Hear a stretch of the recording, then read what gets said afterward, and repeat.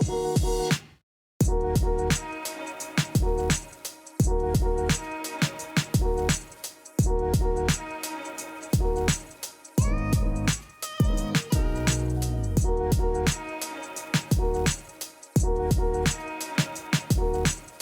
everybody, before we get into this next episode, I just wanted to say a few words about our sponsor. We are absolutely delighted to have this episode sponsored by sportingbounce.com.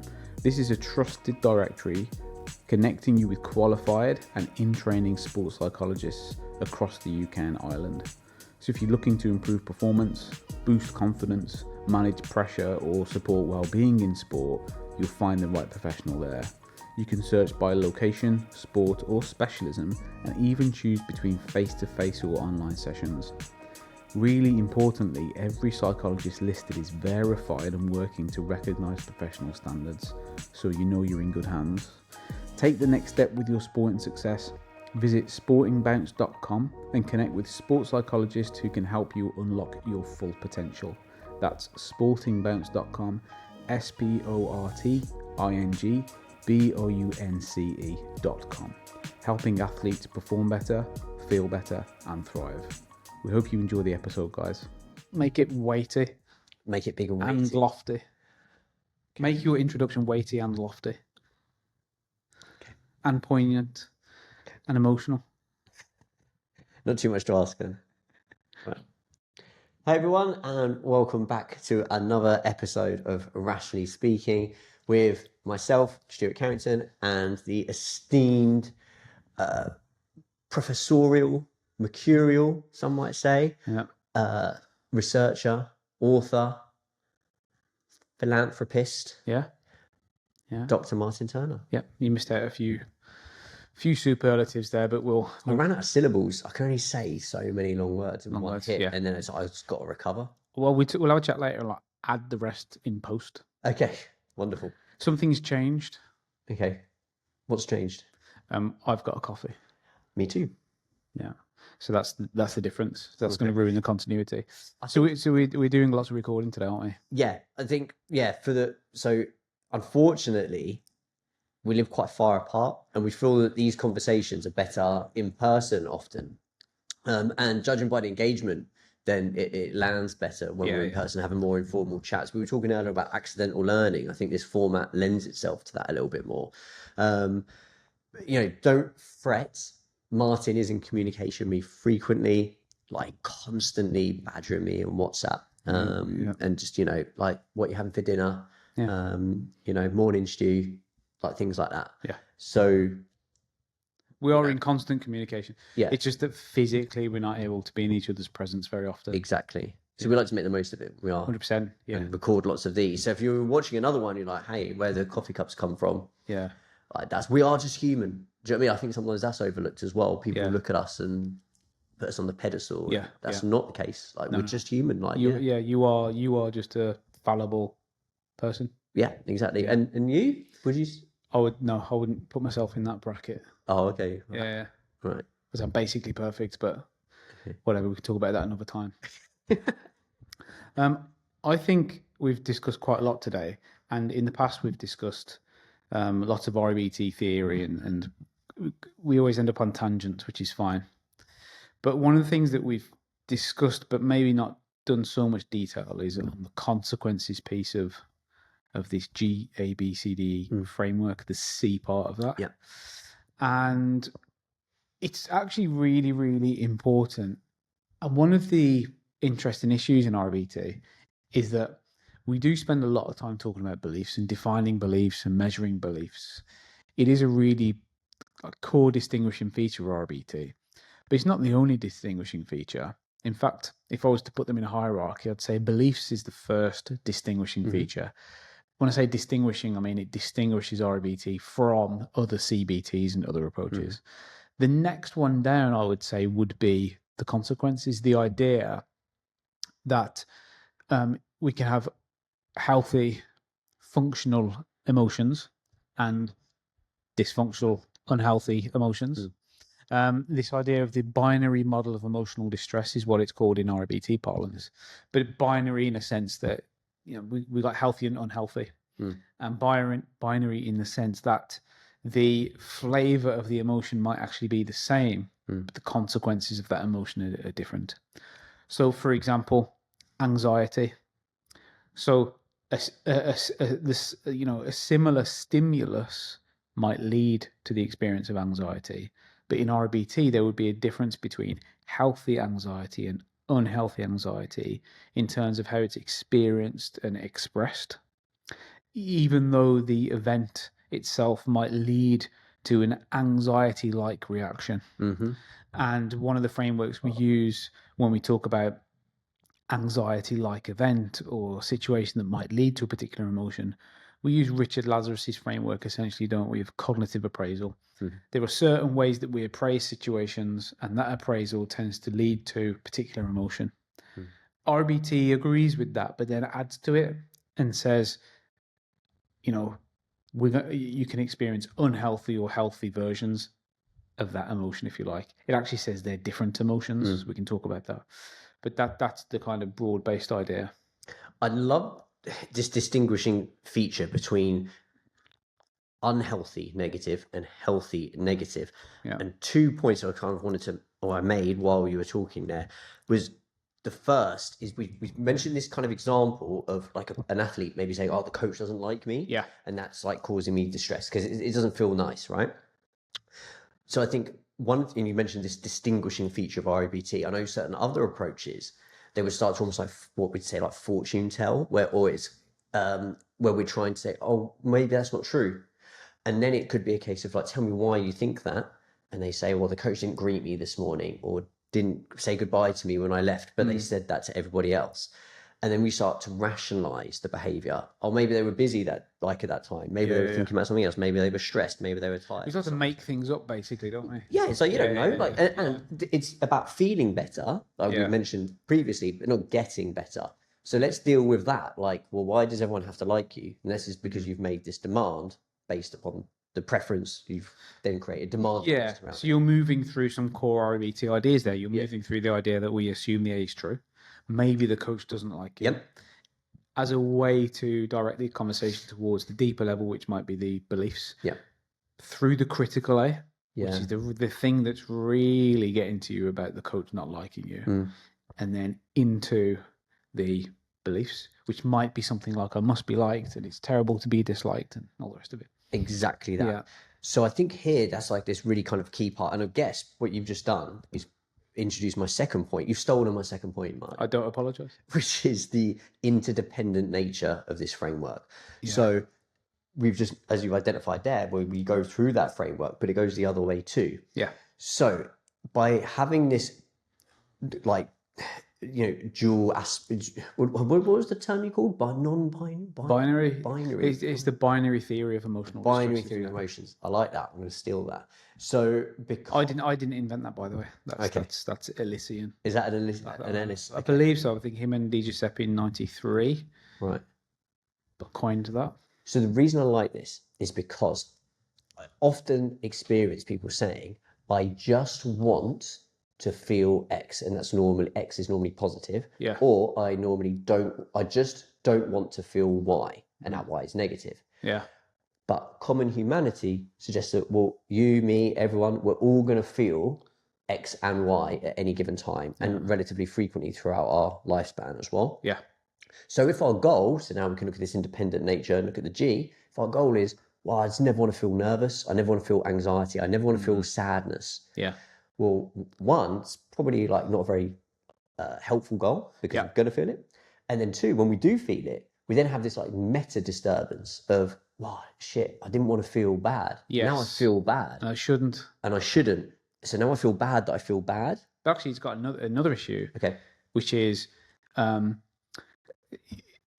you said that potentially it's problematic because it's not going to happen. It's also problematic because you by not facing challenges that might give way to negative emotions, you also don't grow. So I might say, I want to avoid feeling upset and depressed and anxious. Well, that means you'll never really try for anything, because trying for something and having goals and striving towards things, is it imbued with negative emotion, responding to failure and setbacks and dealing with the anxiety as you approach something important.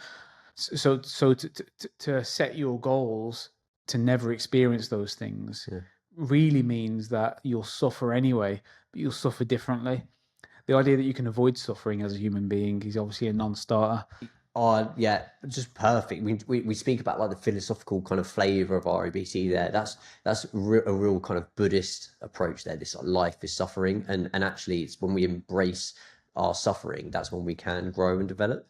Yes. Trying to avoid Well, I think it could be. I mean, yeah, RBT is certainly inspired by Eastern philosophy, and things like Buddhism. But I really got this from Schopenhauer, Schopenhauer. This idea of life is suffering, and suffering is just part of who we are, part of the human experience.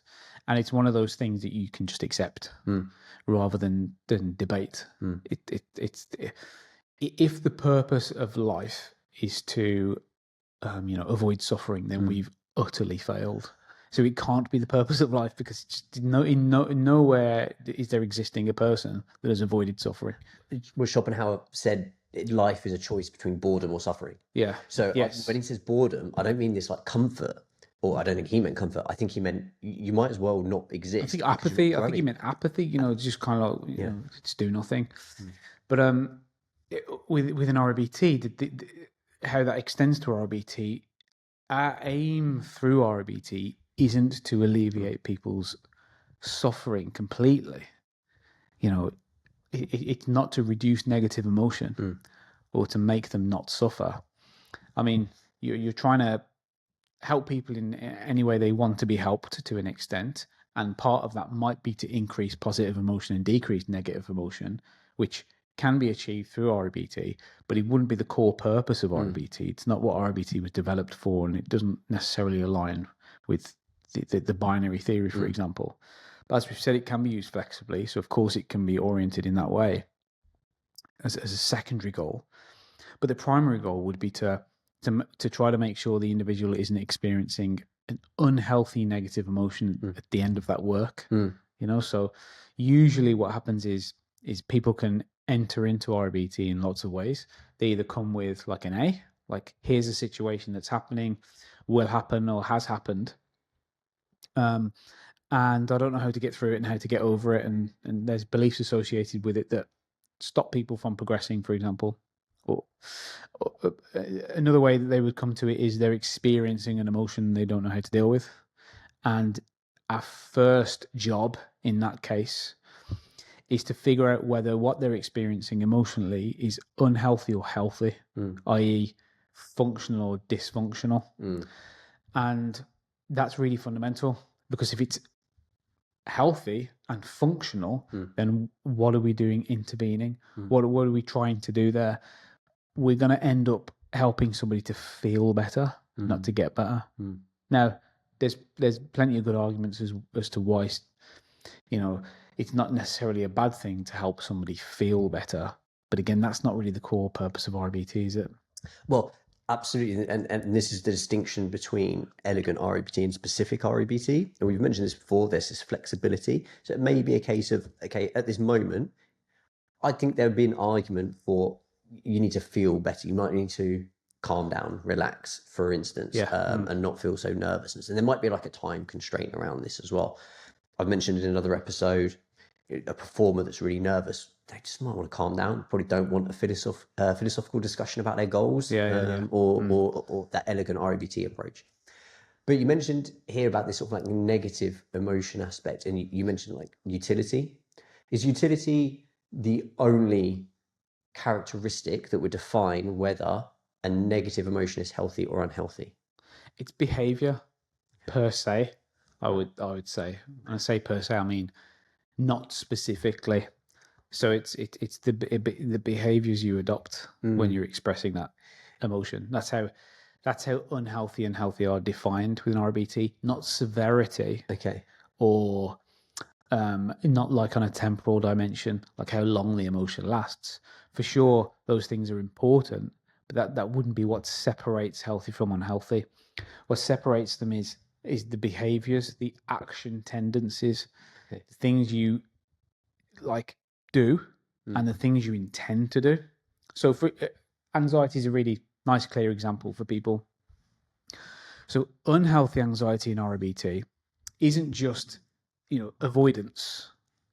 It's the fact that I would intend to avoid as well. Right. Okay. So what do you want to do in this situation? I just want to get out of it. Yeah. I want to leave. Okay, that's a sign that you're experiencing unhealthy anxiety, because you might not just be able to leave. So if I say to somebody, did you avoid that thing? No, I didn't avoid it. Oh, in that case, it's not unhealthy anxiety. Yeah, but my intention was to leave. I really wanted not to be there. That's still unhealthy anxiety, because your intention was to do something that is, everything's contextual. So we'll say that avoidance is maladaptive. Now, there's some nuance there. It might be that getting out of a situation saves your life. Mm-hmm. So obviously we have to think about context for this. The context that we're coming from, as we've said multiple times on this, is in performance domains. Okay. So what I'm talking about is avoiding receiving the ball. Say I'm a footballer and I'm hiding on the pitch. My unhealthy anxiety is at the point where my avoidance is expressed through hiding on the pitch. Yep. It's expressed through me constantly thinking, I don't want the ball, I don't want the ball, I don't want the ball. My intention is to hide, and I can actually do that quite often. Not all the time. It's not possible for me to just not play. Now, that's not realistic in that environment, that I would say to the gaffer, yeah, I don't want to play today. It's just, So my actual avoidance of the whole thing is implausible in many ways. Now, athletes can do it through something called self-handicapping. They can fake an injury or fake an illness. But that's avoidance. That's unhealthy anxiety again. So it's at that behavioural level. We're trying to understand what's the intention, what is the actual observed behaviour, to figure out whether this anxiety is healthy or unhealthy. We don't just say ask the person, okay, you've told me you're feeling anxious. Do you think it's unhealthy or healthy? Because they might not be able to make that distinction. And I can't make that distinction until I've analysed the behaviour. I can't say how bad does it feel. What's our scale? Yeah. I could say from 1 to 10, how bad does it feel? 10. But it helps me perform. Okay, well, there's no point in me having the unitary scale there. I want to know if this is leading to, or if it's accompanied by, things that take you away from your goal, things that might actually harm you now and in the future. So I'm pleased you said that, because it feeds into my question. I'm going to put you on the spot a little bit. Here it is. You mentioned we're going to stick to performance environments. I think it would get more complicated if we did it with clinical environments. We're not trained clinically, so it's kind of like, all of these conversations are within the context that we're used to working on. Okay, let's use your example of the player hiding the ball. What if their goal isn't to strive as a football player? Yeah. And their goal isn't even to be a key part of the team, to help the team win. Their goal is to get by. Their goal is to, I just want to kind of play out my contract and not be criticised too much. Yeah. And get through it. Yeah. Could we argue, well, actually, that your behaviour is perfectly aligned to your goal? Now, I think I know what you're going to say about, well, would we be able to rest easily, think we've done our job by leaving that person with that goal? Yeah. I'd love to know your answer. Well, they're still anxious. Yeah. So that is telling us in part what the G is. Right. Because everything's connected, isn't it? Yeah. So we don't have a C that is misaligned to G. So let's think about the cognitive components of anxiety. Goal relevance. This situation is relevant to my goals and my values. Yeah. Okay, well, if it's not relevant to my goals and values, then the athlete is not appearing to me saying I'm anxious. Sure, yeah. You see what I mean? Because now it's congruent. Sorry, I've moved on to congruence. So if it's not relevant to me, then it doesn't matter, so it's relevant. Congruence is whether the thing happening aligns with what I want to happen or not. If it doesn't align, then it's incongruent. If it aligns, then it's congruent. So this is Lazarus, right? The situation is relevant to me. It's incongruent with what I want to happen. Okay. That creates the conditions for negative emotion. Yeah. Then the situation-specific stuff comes in, or my perception of the situation, but it's still specific, is this is a threat. this is an existential threat. I'm going to look bad. This is really important to me. There's some ego involved. Not ego in a bad sense, but the self is invested in this. Those things create the conditions for anxiety. Now, what we're saying here is that's fine, and the anxiety might help you, or at least it might not be harmful for you.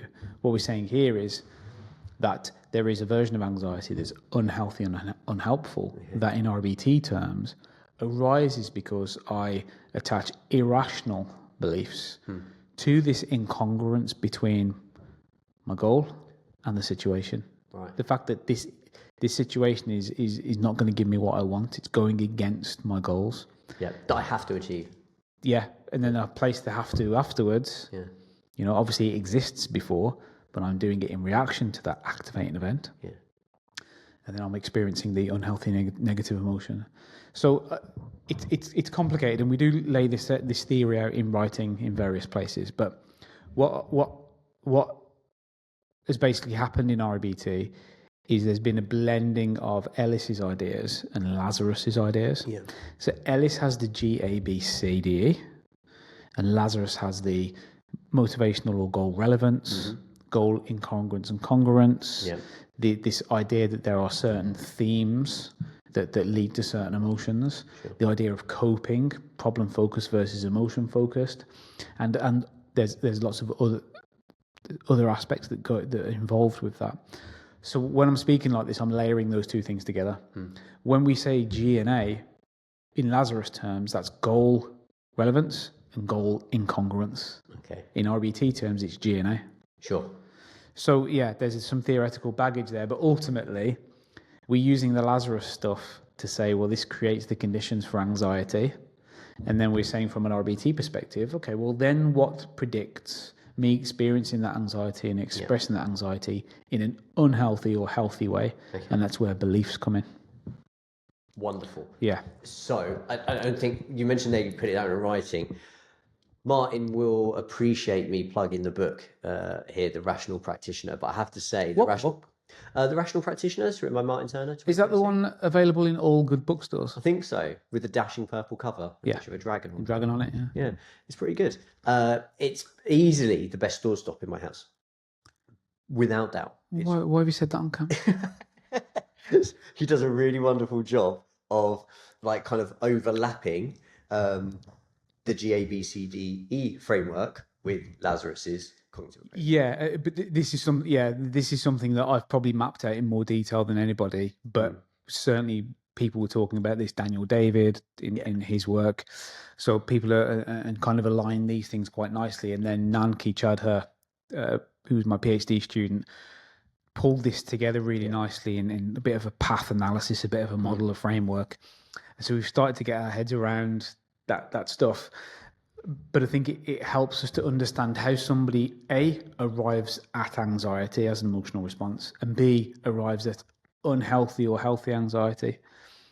And that's what we're most interested in assessing when we're using RBT.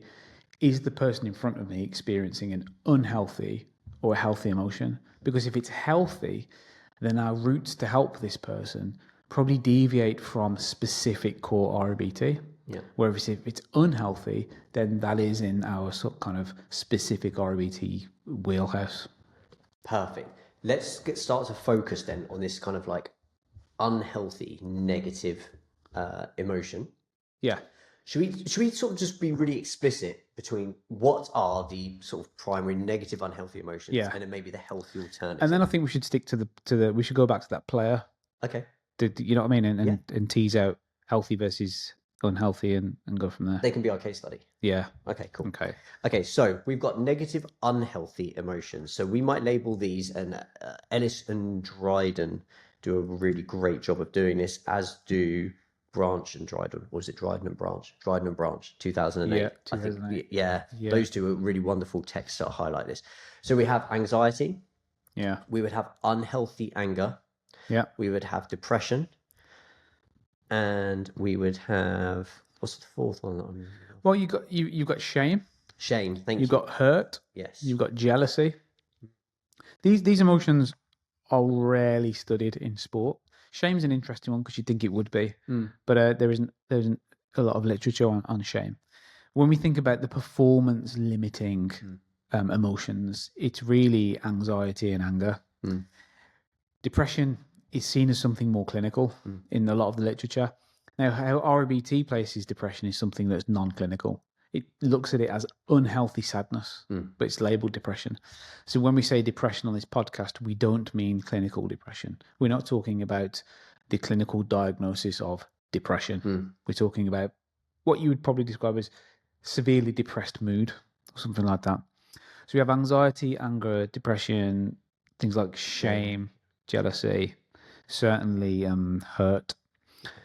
Now, there's no point in us going through and defining these, but why don't we say what the opposites are? Let's do that. So the healthy negative alternative to anxiety would be concern. Yeah, which is a problem straight away, isn't it? Why? Well, I suppose it's a problem for me. I don't like the word concern. Why? I think it's too cognitive. What concerns you about it? I'm anxious about it. Well, that's the problem. Yeah. Because it's not you saying what concerns you about it. I would have to be able to say, well, I'm not concerned, I'm anxious about it. Does it make sense? Those two things are they're not opposite to each other directly. To me, being anxious and being concerned, there's a cognitive aspect of concern, which is like there's too many uses of that word which aren't what we would mean by healthy anxiety. Right. Are we right? Just I could talk about this all day. Don't. I won't. And I was really aware then that listen, I'm going to turn this off now, so I don't want to do that. But this is why I just think it's important to talk about language for a couple of reasons. One, sometimes it goes the other way. So people use more extreme language. Like in this instance, you've used what I would consider mild language. I consider concern to be kind of non-clinical, fine. I'm concerned about what I'm going to have for dinner tonight. I'm not worried about it. But I find it more often goes the other way. So people might say, oh, I'm anxious about something. I'm depressed. Yeah. And when you probe, it's like, well, I don't really think you are. I think it's much, you're not that far on the scale. I see what you mean. I would see concern as part of anxiety, not a word that you could use to describe anxiety. Right. Okay. I would see it as, it's a feature of anxiety. It's a feature or a bug. Right. You know what I mean? It's just part of it. Okay. What would you use instead of concern? Unhealthy anxiety. Oh, yeah. And healthy anxiety. Okay. In the same way that we'd say healthy anger, unhealthy anger. Gotcha. Okay. I would just apply that same logic. Same with depression. I would say unhealthy sadness and healthy sadness, to be honest.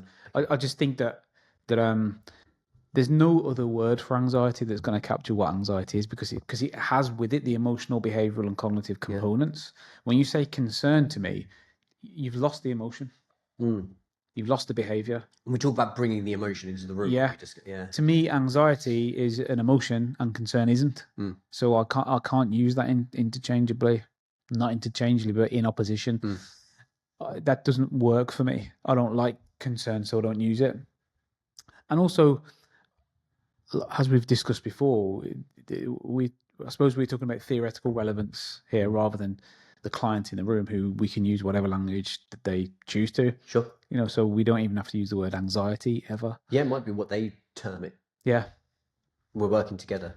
So we've got unhealthy anxiety, and in opposition to that, we've got concern or healthy anxiety. So, do you want to talk about what might differentiate these?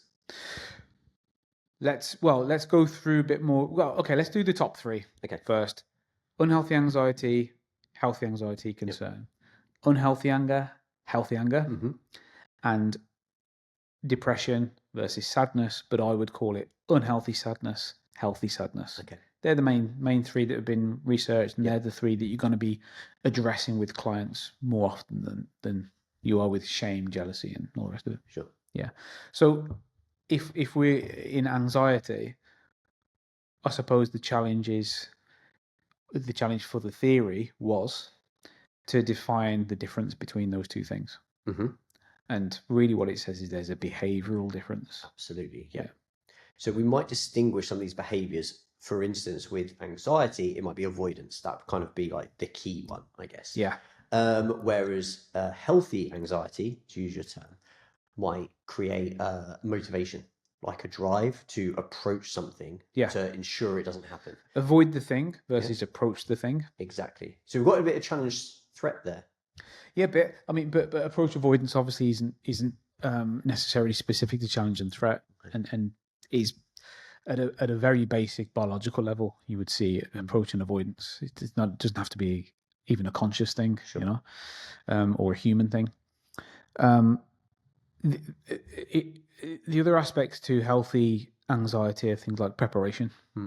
Like you are preparing to take on that thing versus procrastinating, not refusing to engage with the fact that you are going to face this thing. Yeah. So avoidance in terms of behavioral, I'm not going to do it. Yep. And kind of like psychological avoidance of even thinking about it or engaging with the idea that it's going to happen. Yeah. But then on the flip side, you have kind of like rumination, which is an overthinking of the thing, versus you wouldn't say underthinking is the opposite, 'cause that's not going to get you anywhere. But appropriate engagement mentally with the thing that you're going to. Appropriate engagement. I like this.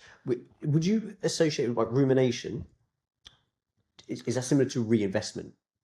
Yeah. So from a sport perspective, there's lots of terms you could use: paralysis by analysis, reinvestment. You know, but it's essentially the kind of overthinking. Rumination. It's one of those things that is barely under your control. It's intrusive. It just takes over. You cannot stop thinking about this thing. It's not like you are consciously trying to overthink necessarily, or that's possible as well. Yeah. Rumination is more actually uncontrollable, constantly thinking about this thing. Joe, one of the things that I just really enjoy talking about REBT is that you can start to bring in like other disciplines to it, and you can see how REBT would impact others. So we mentioned like reinvestment there. Yeah. This is a very skill acquisition term. So for the listener, like think about how you might execute a skill. It doesn't have to necessarily be a sporting skill, but we'll think about it. So if, for instance, if you're trying to putt a golf ball from like 3 yards away, most people would feel quite confident doing that. But if we suddenly said, well, there's £1 million riding on this putt, you then might start to ruminate, overthink. We call this reinvestment. Now, if you're an expert at golf putting, or certainly practice sufficiently, this is particularly dangerous because we then regress back to a beginner stage of learning. So we actually don't want to reinvest too much. And therefore, when we're coaching people, we might not want to coach people explicitly and give them kind of like a declarative knowledge. You might want to try to just develop the procedural knowledge of what you're doing. Or use analogy to learn the skill. Yeah, so that'd be one way of implicit learning. And I just feel that, so what skill acquisition does is kind of look at the end product of that, and then it starts to look at that sort of bit before. But maybe what it doesn't do is look at this more holistic view of like the human and say, well, actually, like what might cause someone to reinvest in the first place? And perhaps it's irrational beliefs. Like I have to meet this goal because they really want to, and then kind of, as we've mentioned previously, because I want something, I have to have it. Yeah, well, it's not true, but perhaps and because I have to have it, and it's so important to me, then I better really think hard about what I'm about to do, and I take my usually automatic processes and I bring them into consciousness and make them explicit, and then the skill breaks down. Can I just be completely self-indulgent again today? Are you going to talk about more of your work? No, I want to talk about the presentation I did at FEPSAT. Do you remember that? It was great, wasn't it? I don't remember it. I don't think many people do, actually. Your name's not even on the abstract. Really? Yeah, they've just completely forgotten about it. So I used the example of Marcus Rashford. Oh, yes, the Rashford penalty, against Italy in the 2020 or 2021, wasn't it? European Championship final. So Rashford, who's got a particularly good record at penalty kicks, he hit the post on that occasion. And he is quoted as saying afterwards that he said, for some reason, my brain wasn't telling me, just do your best like it normally does. It was telling me I have to be perfect. And then I tried a different penalty approach to what I would normally do. Yeah. So that's a really good example of reinvestment, like this, right? I have this trusted skill that I'm really accomplished at, but because there's this adversity that's goal incongruent, i.e. big important kick, because I want to win the trophy, or because I want to, I have to. Yeah. I have to be perfect to meet this goal. Now it's going to kind of interfere kind of with so now I'm having a behavior that isn't aligned to my goal. My goal, yeah. Nice example, right? I think so. Yeah. So rumination, overthinking, that certainly comes into the mix of deciding unhealthy or healthy. You know, we're talking about anxiety. You kind of, your mind does move towards avoidance. That seems to be the core behavior that people kind of display when they're anxious, but it's not the only thing. You know what I mean? There's lots of ways you can tell if somebody's anxious, just at a behavioral level, in terms of changes in their behavior. You know, if somebody gets really obsessive around routines, that might be a sign of unhealthy anxiety. Like they're so you know, they pick up these superstitions and routines to the point where it actually starts harming them. The idea of not doing that routine becomes an extra anxiety. Right. You know, I mean, they kind of get that meta disturbance idea. Yeah. Ultimately, all of this is fine. And when I say fine, it's like, you know, agree or disagree with it. You can make those behavioral assessments. Usually you're not observing them whilst they're happening. If you have the opportunity to, great. If you're with a team, traveling with a team, they're at training, you can often do that. If the events are televised, you could sometimes see it. But usually what's happening is you're doing this in conversation with the athlete, with the client, coach, whoever you're working with. You're trying to figure out, is what you're experiencing helping you to get to where you want to get to, or is it taking you away from that? So there's a broad idea there of function, healthy versus unhealthy. When we say healthy versus unhealthy, we're not really talking about health. You know, it's not that anxiety is unhealthy in a sense that you will become physically ill. We're not necessarily saying that, even though that might be true. What we're talking about is function. Is it helping you? Is it serving you? Or is it actually taken away from where you want to get to? Now, it kind of almost doesn't matter what the behaviors are at that point, because it's the person telling you, well, I'm acting in this way and it's not helping me to achieve what I want to achieve. So I want to sign a pro contract. Let's come back to this football player, senior academy athlete in a football club. I want to sign a pro contract, you know, but me not receiving the ball and making plays and being seen to be making a contribution, that's hindering me from getting this pro contract. Okay. So it's unhealthy. Sure. It's dysfunctional, because your behavior of avoidance is not going to help you to get to where you are. And in fact, coaches have started to say, I need to see more from you. I need you to make things happen on the pitch. But I'm so anxious about that I'm avoiding it. This is a quite clear, neat example, and the player would be able to tell you that's not helping me to get where I want to be. So, okay, let's start to address that. What do we want to see instead? Well, it's unrealistic to drive towards, I tell you what, we'll just remove all anxiety from your performance, even though it's super important and there's a lot riding on it, and there's lots of incongruence in the environment, the competitors for a start. We can remove all that anxiety. Well, you can't, and also anxiety might be helpful. We know that from the literature as well. What's more realistic is to help that player to start to express a functional, healthy anxiety that actually serves them. At the very least, doesn't hinder, but serves them. Okay, what does that look like? How do we turn that anxiety into something? Okay, well, I'll prepare to receive the ball. I'll start to think about receiving the ball more when I'm playing. I'll tell myself that this is going to happen. I'll instruct my body and my brain, let's get on the ball, get on the ball more, put myself in positions where I can make that happen. I'll start to orient my body in places where I can receive the ball. So there's a behavioural aspect to that. That's what you're driving towards.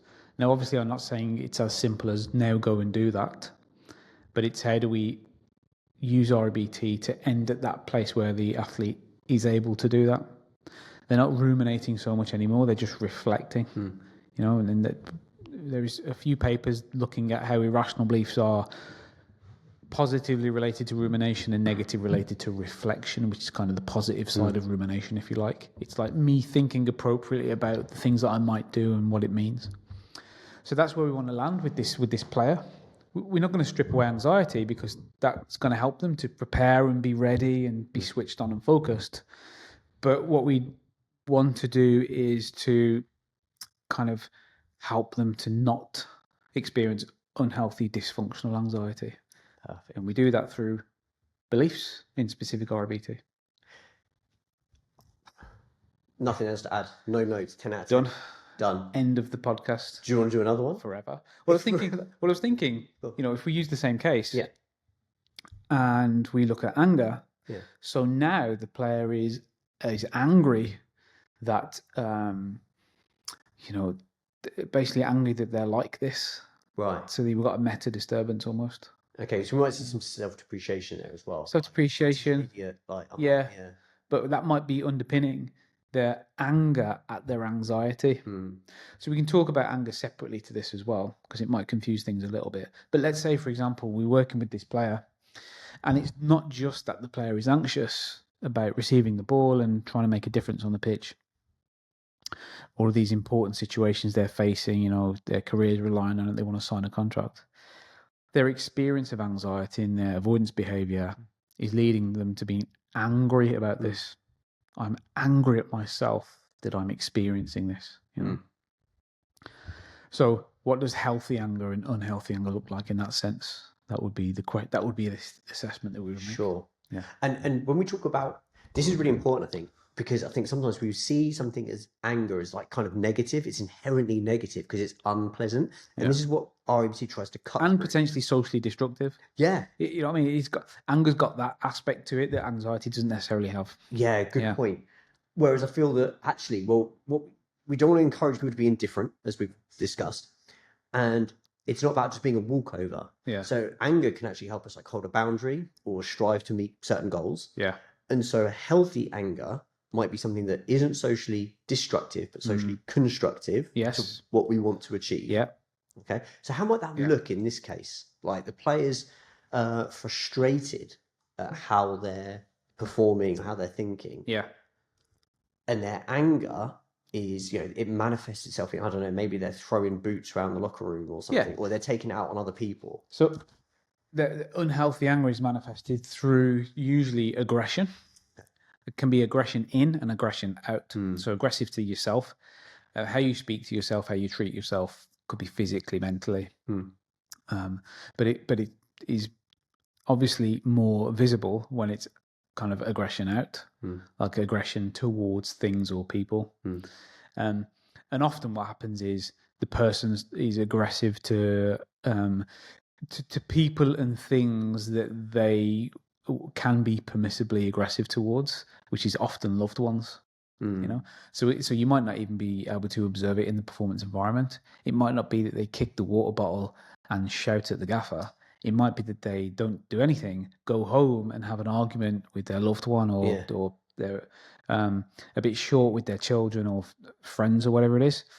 So unhealthy anger, there's that social component of aggressiveness.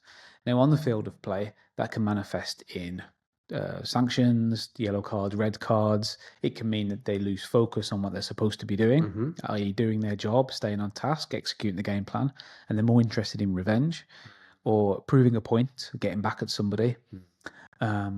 So these are the ways in which, if you're a competitor, it would make lots of sense for you to want to anger me on the field of play. Because unhealthy anger is not going to go too well for me as a performer.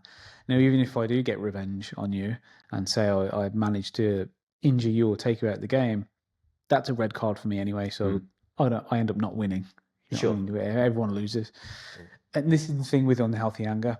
There is no constructive element to it. It's destructive. Okay. Healthy anger is basically assertiveness. So take that aggression and it's assertiveness. So it's, I'm not going to take this lying down. I'm going to stand up for myself. I'm going to speak up because this is wrong. If somebody is physical towards me, I'm going to physically be strong physically back, but still within the boundaries of the rules. So I don't get sanctioned, or at least I don't face the ultimate consequences, red card. Which would be goal incongruent. Goal incongruent, and not only doesn't it doesn't help me, it doesn't help the team either. So the healthy anger there is something that is constructive because it's channeled through kind of assertiveness, but also this you're not beating yourself up as much, or I say as much. You're doing it in a way that's bringing yourself up. Okay. You know what I mean? You're like, come on, we got to switch on, let's go. I can't tolerate this from myself. You know what I mean? That's kind of that kind of feeling. I'm not going to stand for this. Let's do something. So it's powerful because it's very activating. That's why anger is particularly powerful, both positive and negative. But it's very activating. It stimulates action. Sure. And you want to channel that towards action that's helpful for your performance, surely. Yeah. I mean, I'm sure listeners are going to be now coming up with examples that they might see where someone has maybe acted. I mean, one thing that kind of really popped into my head was Materazzi and Zidane. Yes, Zidane. Yeah. So David Beckham. A great example. Yeah, revenge. Yeah. Yeah. And it ends up being very much like, this isn't how I want to behave. So there's this kind of, when I say goal incongruent, it's not just performance goals, it's also kind of like a bit wide than that. It's a bit broad than that, isn't it? Well, it's what I want to be remembered for. This is why emotions in sport are so interesting and so important to study. Let's take the Beckham incident. Okay. So, overcome with emotion, anger, gets revenge, gets sent off. The whole nation suffers. Yeah. From his emotion. Yeah. That's crazy, I know. And sport, and obviously sport goes too far and has its own inbuilt irrationalities. But that's partly why it's really important and consequential to understand and try to do something about that. Because the anger especially has huge social implications. You talk about Rashford, say you miss a penalty, it knocks us out of a World Cup. Again, that has ramifications for the sport in this country, for the national team, things like funding, as a nation, the mood of the nation. This shouldn't be the case. We shouldn't be relying on athletes to dictate the mood of the nation, but it doesn't make it any less true. That's the case. It is a fact, yeah. And Mark Jones, colleague that I work with at ManMet, has a long history of studying emotion in sport. And one of his studies kind of looked at how the mood of a nation can be dictated by the outcomes of football fixtures, you know? Yeah. So we know that's the case. So anger and anxiety, these emotions are consequential socially, not just to the individual themselves. And anger especially because it's often directed at somebody outside of you. Sure. Yeah. Okay. I guess the other thing we would want to say here from an REBT perspective as well is, in Beckham's case, there's this kind of like a happy ending, if you like, to this because of the qualities that he demonstrated in the face of that hostility towards him after this particular incident. But other people may not have the tools that he had or the outlook that this individual had to do so. And therefore it could be like particularly damaging for them not to receive this support. So it's kind of like another justification, might be too strong, but or not strong enough, reason why we want to provide support for athletes using this framework. Yeah, 100%. I was going to ask you about referees in association to anger, because I was at a game last night and the referees were basically abused. You know, a couple of decisions went against the home team. Fans get on the back. The coach was on the referee's back. Players then started having a dig at the referees. When the referees went in for half time, they got booed, and at the end of the game, they got booed. You know, so people are angry at the referees.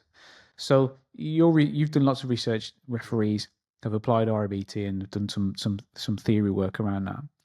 But one of the things that I don't know if you've focused upon is people's relationship to referees, and it seems to me that there's nothing that angers fans more than a referee.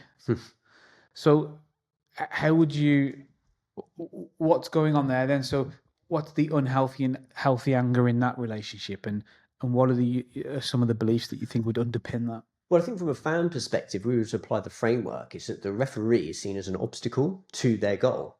So the referee is an individual that is providing a barrier for that team to meet their goal. My team that I associate with, so it's basically me. Exactly. So we talk about Lazarus's theory, this offensively me or mine, I think is the term he uses. Yeah. So the referee is like an embodiment of that. So, okay, so you are now in the way of my goal because I associate so closely with my team. Yeah. Okay. So consequently, you're a target. Now, the interesting thing here is just a sort of little side point is one thing I often hear is people say, "Oh, I just want consistency or a fair game." I don't really actually always buy into that from a fan's perspective. Do you know what fans really want? I think is to go their way. Exactly, exactly that. And by the way, there's no like judgment. Yeah, like no judgment there. When I've seen my team play, like I've seen decisions go for my team, I've seen decisions go against my team. Who's your team?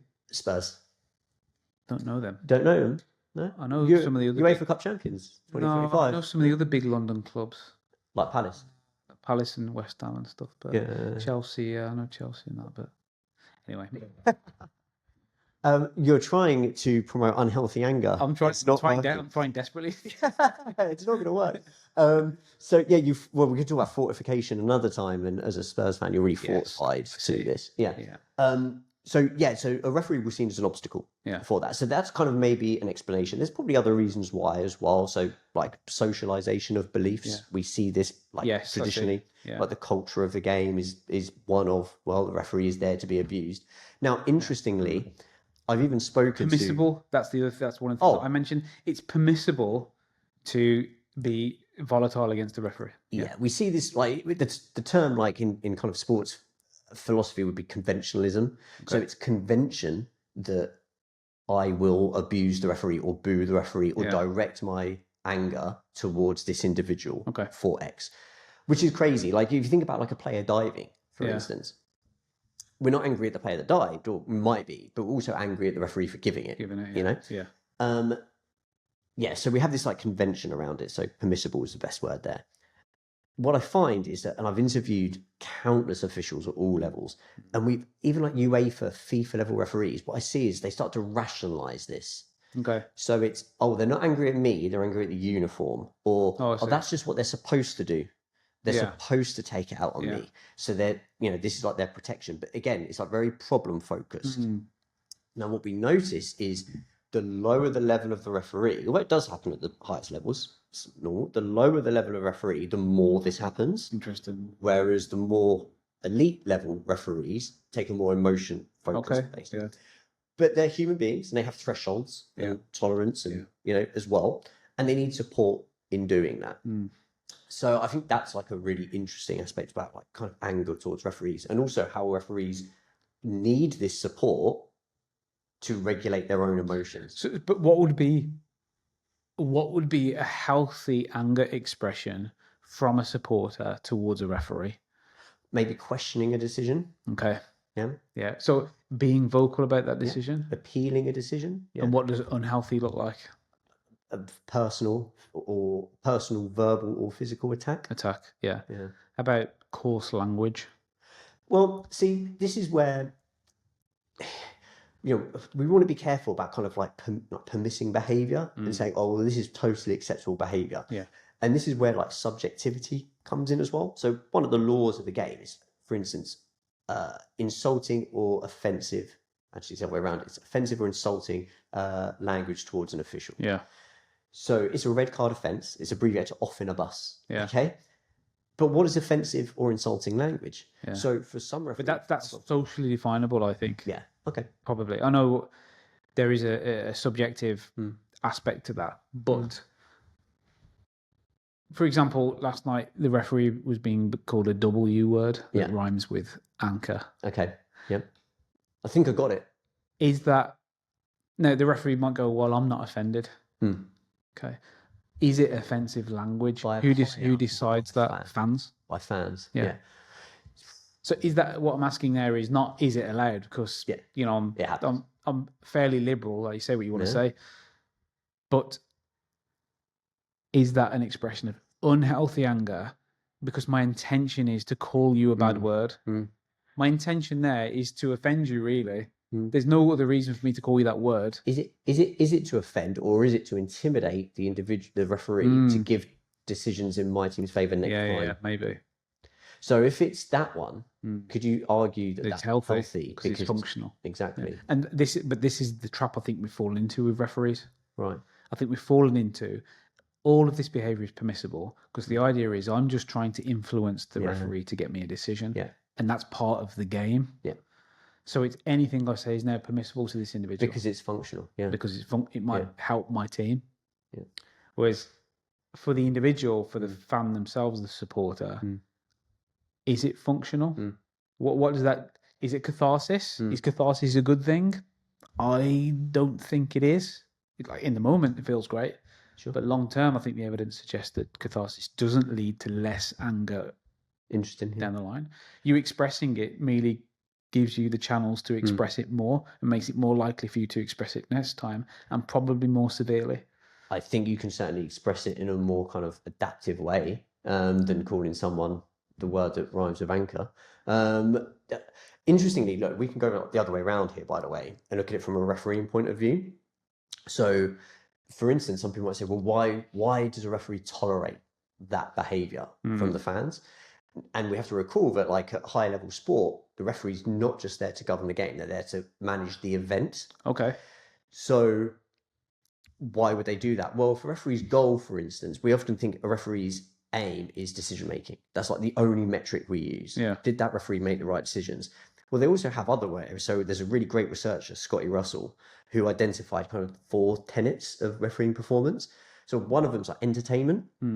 Now, that doesn't mean the referee's part of the show. This is like an often like misconception. It's, am I contributing to this game being entertaining for the fans?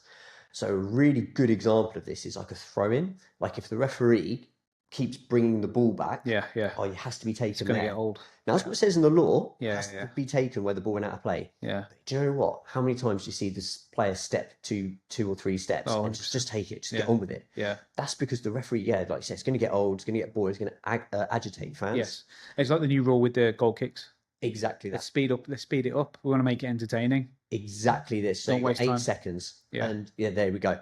Now, as a consequence of that, the referee might be, okay, so that's kind of pissed me off that those fans are doing this. And they might say they don't hear, they might say they hear, I don't know. Yeah. But my goal is to create an entertaining, fair, safe, and accurate game for these players and these fans. Yeah. Me dealing with that right now isn't going to contribute to it. Yeah. So I'm not going to deal with it. Okay. So that might be maybe an explanation about why that referee isn't going to let that breach their threshold for tolerance. Okay. Right. Okay. Yeah. Interesting. Because I just think that that discussion we're having around is it functional or dysfunctional is really interesting around this, because it might be functional if I'm able to influence their behavior, but it might. I don't know if it's functional for me as a human being long term to express anger in that way so willingly. I don't believe that it will be constrained to that environment. I don't think emotion can be that contextual. I think that if you are a person who's likely to behave like that at football, you might be likely to behave that in different environments and situations. I think people might justify it as, oh, but it's football or whatever, and this is just what you do. Yeah. And I wouldn't do this elsewhere. But actually, the evidence might suggest you probably are more likely to. Yeah. Actually, it's tricky. It's tricky, but yeah. So that's an interesting. This is why some of this stuff isn't always clear cut. So we could say here's unhealthy and here's healthy, how it's defined, and this is why I'm saying that actually what we're doing is again more like scientists in cahoots. We are in collaboration with the person we're working with. If I'm working with a football fan who is effing and jeffing at the ref, giving the ref a hard time, getting really, really angry and irate, and I say to them, is this actually helping you? Is this helping your enjoyment of the game or helping you to function as a human being? And they say, no, it's actually getting me down and I don't want to do this. Well, it's dysfunctional. Yeah. So we seek to change it. If they say, oh, no, I quite enjoy that part. And actually, I think I can affect some decisions. Yeah. Then it's like, it's free speech. What I'm going to do is stop people from saying. You leave me to it because there's no reason for me to suspect that it's dysfunctional. Now, the problems occur when the person thinks it's functional, but you can see, not that you've got a crystal ball, but you can see because evidence suggests that the repeating of this behavior might lead them into suffering down the line. You know, so you could say, okay, but let's consider this. And this goes back to that long range goal. Yes. Yeah. The player that avoids the ball, it means that I am less anxious and feel better because I know that I don't have to receive the ball and I can just avoid it. Yeah. Okay, so you feel better now, but is that going to help you in the long term with your career? Sure. So with REBT, there's always one eye on long range hedonism. So it's like these behaviors, it's not the question of whether it's functional and healthy now. It's like, will the repetition of that behavior serve you into the future? And we'd be remiss of us not to have those conversations with the client because we're trying to make ourselves redundant. Are you okay going forward? Yeah. I feel like sometimes I feel like I do this to you a lot, but I just want to kind of throw you another curveball here. Okay. Go for it. On the spot a little bit. Right. Okay. So you said there about, yes, we want to have one eye on the future. And we've mentioned this previously before. So Ellis was saying, well, you know, the society we live in relative to our lifestyles and conditions hundreds of years ago is very safe. Yeah. And I think I'm pretty confident there's one of his books, I can't remember which one, is saying, we actually should have one eye on the future because we're likely to go and live to 70, 80 years old. And you might want to start planning and thinking about how you want to live. And also, your behavior shapes others' behaviors. Yeah. Other behaviors. Yeah, so you have responsibility. So you have a social responsibility to manage your emotions. Yeah. Okay.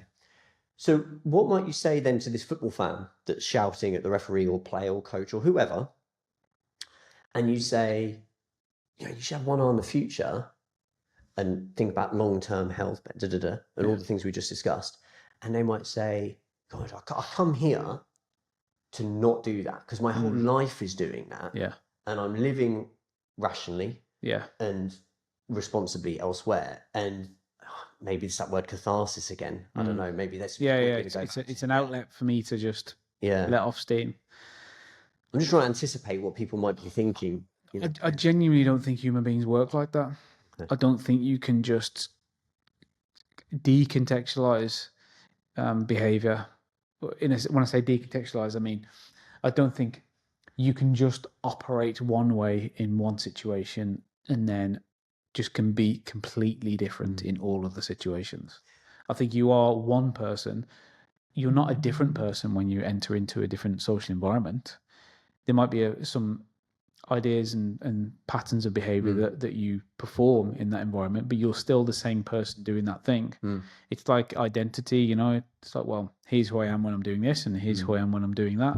So do I act differently in work than I do at home? Well, kind of, but I'm still recognizably me. It's not like I walk through the door and I'm actually a different person and then I want to walk into the office, I'm actually different. The Venn diagram of the commonality between work me and home me is a pretty big center where everything overlaps. And you've got these bits on the edges where I'm slightly different. You know what I mean? So, so I'm trying to, I suppose, explain in a clunky way that this isn't just a different you who's expressing these behaviors. You're going to pay the price somewhere. You're going to have to counterbalance it somewhere. It's going to have some sort of impact. You have all of that anger and aggression when you go to the game. To assume that that's not impacting you as a human being, I think would be a mistake. To get that angry and upset about something, and then to expect it not to affect you, then I don't think that's true. Do you know what? I recall like this comment about like boxers. So people think boxers are angry when they're fighting, and boxers say, "I'm not angry, at all. Actually, like I'm not an angry person. It just might look it, but I'm not experiencing that." Yeah. So I think that I was just thinking about your Venn diagram example, which is great. I think sometimes people might think that center's not as big. And it's like, so in this context, I'm a really angry person. Whereas actually, it's not the case. Yeah. Your core is relatively stable. Yeah. Yeah, and athletes will talk about how to make themselves angry. Now, often that includes thinking about themselves in situations that make them angry, which is a very non-REBT term to use, make them angry. Yeah. But they'll think about the anger stimulus, and often that's not to do with the sport. Yeah. You know what I mean? So I work with an athlete who, to get himself to feel more angry, would think about somebody bullying his child. Right. It's nothing to do with sport. Yeah. He's using a part of himself because it's still the same person doing the sport and being the father. Still the same person. So whatever makes me angry in this context is going to make me angry in this other context. Yeah. At a meta level. Sure. When I say meta, I mean what's the meta bit of that? Well, it's somebody doing a misdemeanor against me or mine. It's my child. Yeah. Somebody abusing my child. That's going to make me angry. You know what I mean? So I can use that to get angry for this performance, which, to be honest, I'm not that angry about. Yeah. But angry is going to suit me in this context, so I can use it. So I don't think it's a case of going, here I am here with all these specific thoughts and behaviors and ideas, and here I am here with all these other specific thoughts and behaviors. There's obviously an overlap. You share the same brain, no matter how you identify in different contexts. So I think it would be a mistake to think that I can behave this way in this environment and it doesn't have an effect of the other parts of me, which are in this environment. No. And I used an example earlier of a player that, say, gets brought off the 60th minute, doesn't have a good game. Instead of kicking bottles around and having to go at the gaffer, goes home and shouts at their partner, or is short with their children, or smashes a window or cupboard at home. Sure. Well, that's the home them now. Yeah. There's no difference between those two people. Yeah. They're just in a different context and have some different behaviors in those contexts. But essentially, it's still the same self, Yeah. So that's what I would say in a long-winded way. But I was going to ask, around anger, is there an argument on the healthy anger side that it's something that you actually should be striving towards? So what I mean is, so we've got unhealthy anger, right, we've got unhealthy anger, we've got healthy anger, but the central position is not angry. So should we actually be trying to get... Yeah. What's the danger of not... So it's not unhealthy, but it's just not angry. What's the danger of not being... We might just be a pushover. Yeah. We might just let people walk all over us. Oh, we're just going to let them do this, let them do that. Whereas we can maybe take action and go, well, I'm not going to tolerate this. And this is this difference between... I think sometimes people misconstrue REBT into thinking that low frustration tolerance, kind of like the opposite is high frustration tolerance, and therefore nothing bothers me. That's not what stoicism is. That's stoicism with that lowercase s that we talk about. Yeah. Oh, I'm just emotionless. Yeah, do whatever. Like nothing affects me. Yeah, exactly. Whereas that's not what the Stoics kind of advocated. It was, well, I'm going to use my emotions adaptively. Adaptively, yes. To help me. But it's a great question. Should we be striving? I think it's, there's that should. Might it be beneficial to experience healthy anger? Yeah. Yes, if it promotes goal congruent behavior. What do you think? Okay, I see what you mean. Yeah, it's a good way of putting it. Yeah, I think that as the first thing you said in response to the question, well, you might be a pushover. Yeah. And I don't think that's good. Yeah. And I don't think it's good for other people to see, as well as for something for you to do. I think it's potentially a path of least resistance, which has its benefits energetically and and in terms of not kind of upsetting the apple cart. And there's lots of people that are like that. Are like, I just don't want to kick off because, and you would go into a shop and get overcharged for something, right? And you'd say, oh, it doesn't matter. Me and my wife go for breakfast somewhere, and it's a different price every week. Right. We have the same thing basically every week, it's a different price. And it's like, well, some days it's cheaper than we expected, some days more expensive. And you just accept that because it's not worth the anger to address it. Now, in other situations, it might be that my lack of anger response means that I'm walked all over and something bad happens to me, I'm bullied in the workplace and I don't stand up for myself and it continues to happen. It gets worse and worse and worse. Then I leave the job because I just can't deal with it. So I think that there are areas of life where it's like, well, yes, if you're not angry, then great, because you can't just walk around being angry at stuff. Because as we've said, there's lots of adversity. There's lots of misdemeanors going to be against you and people you care about and things you care about. But I do think that there is a skill, or not a skill. There is certainly a rationale for developing the ability to experience healthy anger when it's appropriate, and to not just be not angry. I'm not going to be walked all over. I won't tolerate this treatment and this behavior from you. If you try to do something against me, I'm going to let you know that I'm not standing for it in an appropriate way that's assertive. And I think that's really important, because otherwise people will try and get away with all sorts, and you're not providing a very strong role model for other people that might want to stand up for themselves, and others that can't and won't stand up for themselves and are relying on people around them to do that. Society to help with that. So you can either contribute to that or you don't. I think one thing you said there, which like really resonated, was the energy aspect of it. So there might be times where people go, well, I'm not quite sure I agree with that, but I'll let it go. Yeah. Like I'll let that one go. It's not worth it for me to... Yeah. For me, this is really important, because I find that sometimes it's seen as, oh, I'll fight for everything. And it becomes really draining, not just for that individual, but for others as well. Not everything has to be a battle. Yeah. But then the flip side to that, and this is why I don't, we're looking at like almost virtue theory here, aren't we? Yeah. We kind of, we've got sort of courage in the middle. And then up here, we've got like foolishness. If you're going to fight every time, it's kind of foolish, because it's going to drain you and other people. And then down here, we've got like cowardice. Where it's like, well, if you're never doing it, then that's not virtuous either. Whereas in the middle, we've got this, like in your case, they've charged me 50 pence more for my breakfast, but I saved £1 last week. So, it's a bit like that. Yeah. Whereas if it's kind of more important, or I feel that this is a cause worth fighting for to meet my goal. I'm sure your goal isn't to, go for a weekend saving 50 pence, whatever it is. Well, it might be, I don't know. Well, the goal is to enjoy the morning. There you go. You know what I mean? So it's not to attain a fully accurate price for this meal. I think it's something worth thinking about for performers and people that work with performers. Like, to what extent you're working with an individual that doesn't get angry. Yeah. Okay, great. But there are times when healthy anger might be the appropriate response. Yeah. Because they might need to recruit the behavioral pieces of healthy anger that actually help them to be assertive and to engage with somebody who's an aggressor potentially, and to actually, even if it's not a physical confrontation, but to confront their ideas and say, actually, I don't agree with that.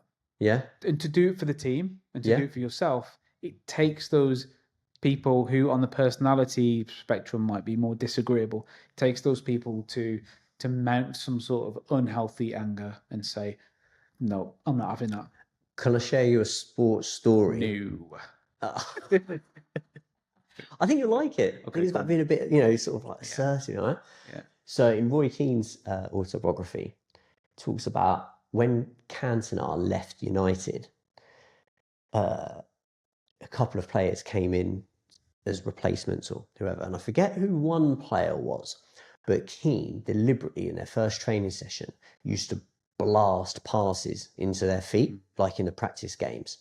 And then when they miscontrolled it, maybe, might have been, if they miscontrolled it, which was inevitable because he's like pumping these balls in, he would go, Eric would have controlled that, or trapped that or whatever. And he says one time he did it with Teddy Sheringham, and he blasted this ball in and it kind of bounced off his foot, and he went, Eric would have had that. Just almost like undermine him, like offend him, to see how they would react.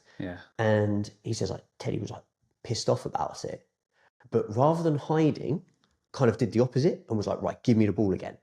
And Keane blasted to him, and this time he's like really focused, controls it, and then scores and does something well with it.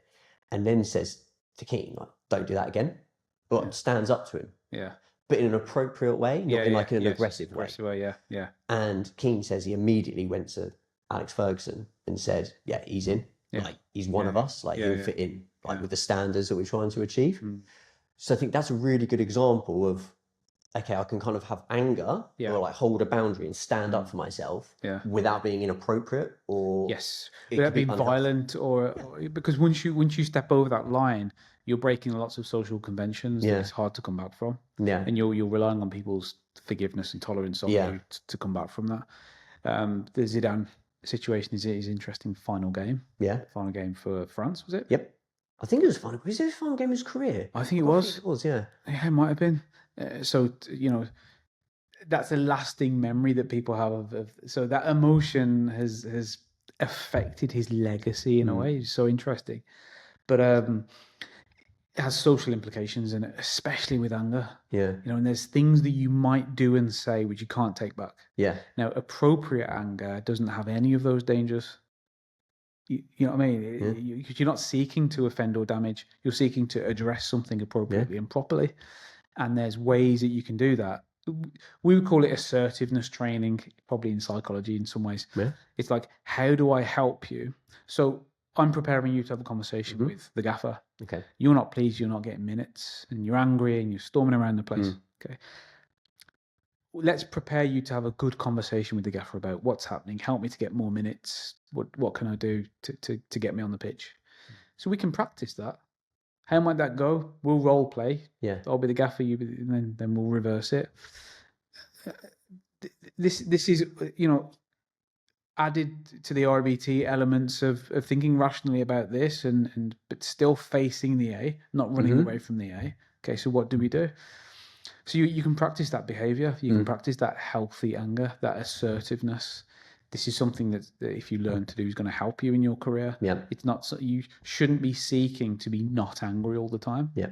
Because just A, it's not going to happen because that's not what human beings are, and B, there's a functional anger that might actually help you in lots of ways. Yep. In relationships, in work, in hobbies, all the rest of it. And I think it's something that we don't often see much literature on, but it's certainly within REBT. That's why we call it functional.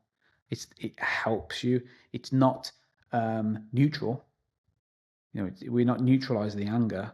We're shaping the anger to be helpful and functional for you to get you towards your goals. So it's not in between. It's not in between negative and positive. It's not on that scale at all. It all feels negative, but it's functional versus dysfunctional. That's the binary theory of emotional distress in REBT. What else is to say? Should we leave it there? I think we should leave it there because it's such a great way to end it on. I guess it's just thinking, I'm like, could talk about that Zidane incident quite extensively. Use that as a bit of a case study. Yeah, I think it's a really good example because, interestingly, you mentioned about like defining.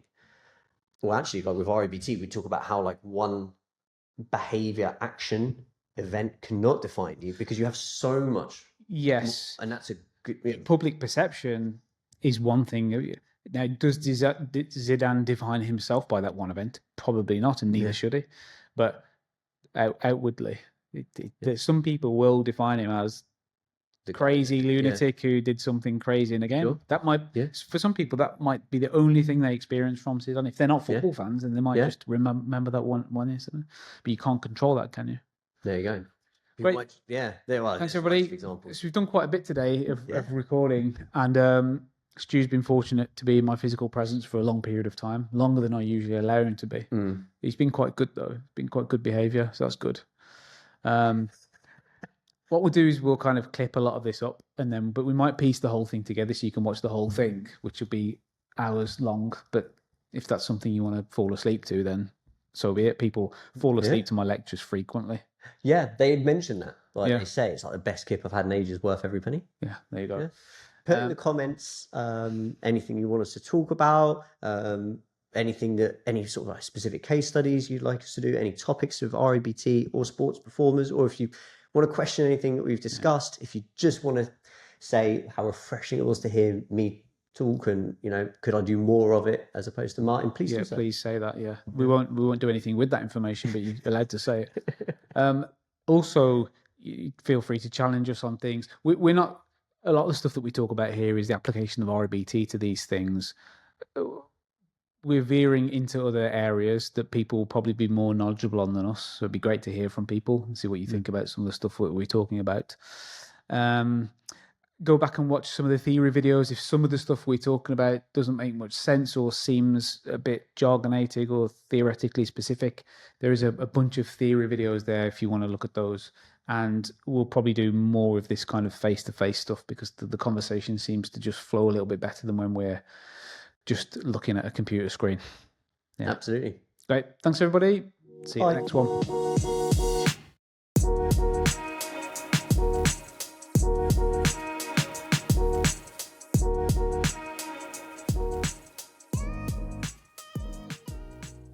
Before you go, a quick reminder. If you're serious about improving your performance or supporting your team's mental edge, check out sportingbounce.com. It's the go-to directory for finding qualified sports psychologists across the UK and Ireland, whether you need in-person support or online sessions that fit your schedule. From building confidence and focus to managing stress and recovery, sports psychology can make a world of difference. So don't leave your mental game to chance. Visit sportingbounce.com today and start your search for the right professional to help you excel. That's sportingbounce.com, your connection to expert sports psychology support. See you in the next episode, everybody.